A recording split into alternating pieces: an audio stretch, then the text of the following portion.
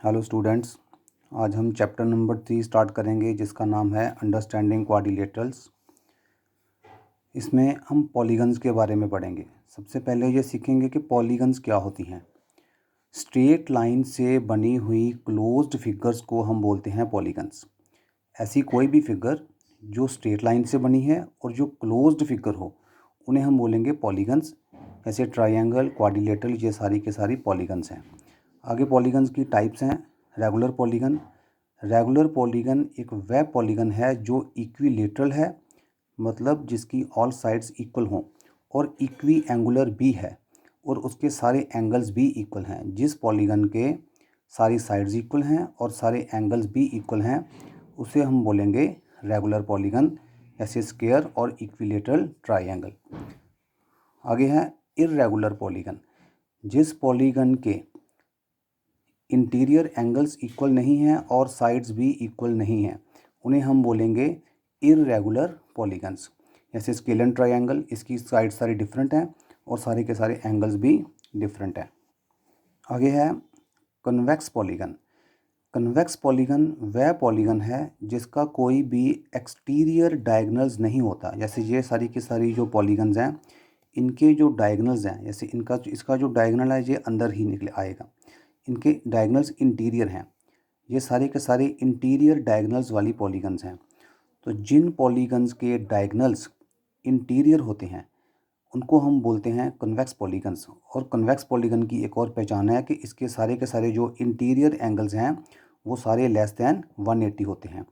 तो ऐसी पॉलीगन्स जिसका कोई एक्सटीरियर डायगनल नहीं है और जिसके सारे इंटीरियर एंगल्स 180 से छोटे हैं उनको बोलेंगे हम कन्वेक्स पॉलीगन्स।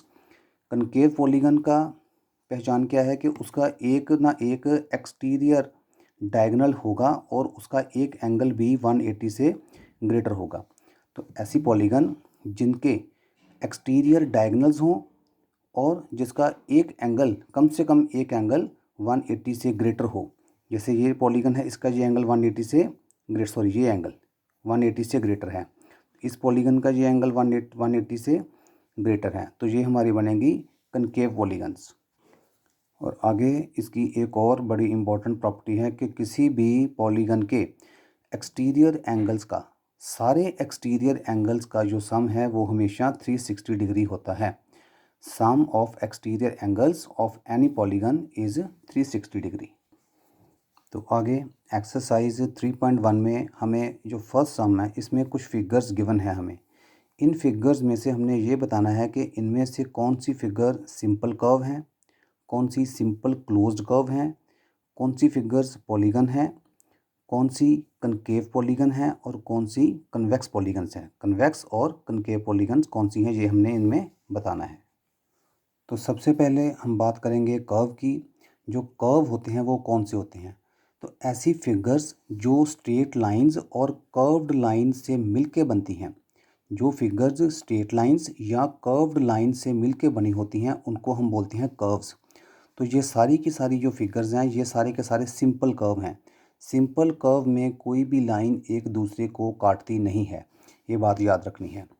सेकंड, इसका जो बी पार्ट है इसमें बताना है भी कौन से सिंपल क्लोज्ड कर्व हैं। तो ये सारी की सारी फिगर सिंपल कर्व्स भी हैं और क्योंकि ये फिगर ओपनड नहीं है इसलिए ये सारी सिंपल क्लोज्ड कर्व भी हैं। तो ये जो फिगर्स हैं 7, 6, 5, 2 और 1, ये जो फिगर्स हैं ये वाली फिगर्स सिंपल कर्व भी हैं और सिंपल क्लोज्ड कर्व भी हैं। सी पार्ट में हमने बताना है कि जो गिवन फिगर्स हैं उनमें पॉलीगन कौन कौन सी हैं। तो पॉलीगन्स हमने अभी सीखा कि जो स्ट्रेट लाइन से बनी हुई क्लोज्ड फिगर ही पॉलीगन्स होती हैं। तो ये वाली दो फिगर्स ये पॉलीगन्स हैं। आगे कन्वेक्स पॉलीगन बताना है। तो कन्वेक्स पॉलीगन वह पॉलीगन है जिसके कोई भी एक्सटीरियर डायगोनल नहीं होता। तो ये वाली पॉलीगन हमारी कन्वेक्स पॉलीगन है क्योंकि इसके सारे इंटीरियर एंगल्स लेस दैन 180 हैं और इसका कोई भी एक्सटीरियर डायगोनल नहीं है। इसके साथ दोनों के दोनों डायगोनल इंटीरियर हैं। तो ये पॉलीगन जो है हमारी ये कनकेव पॉलीगन होगी। कनकेव पॉलीगन ये क्यों है? क्योंकि इसका एक एंगल ये 180 से ग्रेटर है और एक इसका एक्सटीरियर डायगोनल भी है। तो ऐसी फिगर जिसका एक्सटीरियर डायगोनल हो और जिसका एक कम से कम एक इंटीरियर एंगल 180 से ग्रेटर हो उनको हम बोलेंगे कनकेव पॉलीगन्स। आगे सम नंबर सेकंड में हमने बताना है एक कन्वेक्स क्वाड्रिलेटरल, रेगुलर हेक्सागन और एक ट्रायंगल के कितने डायगोनल्स होते हैं। तो सेकंड सम का जो ए पार्ट है इसमें हम जो एक कन्वेक्स क्वाड्रिलेटरल ड्रा करेंगे। ABCD एक कन्वेक्स क्वाड्रिलेटरल है क्योंकि इसके दोनों डायगोनल्स इंटीरियर हैं, तो इसके डायगोनल्स की जो गिनती है वो 2 है। एक डायगोनल है AC और एक है BD।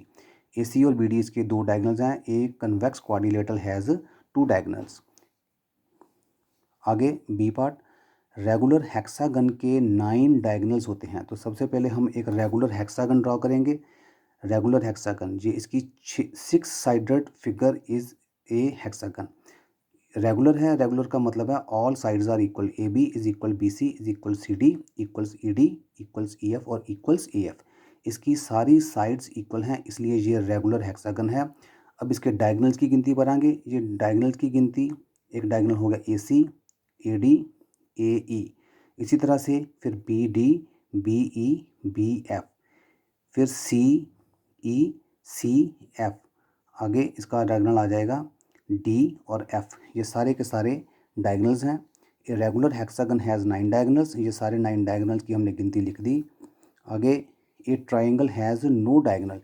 ट्रायंगल का कोई भी डायगोनल नहीं होता है।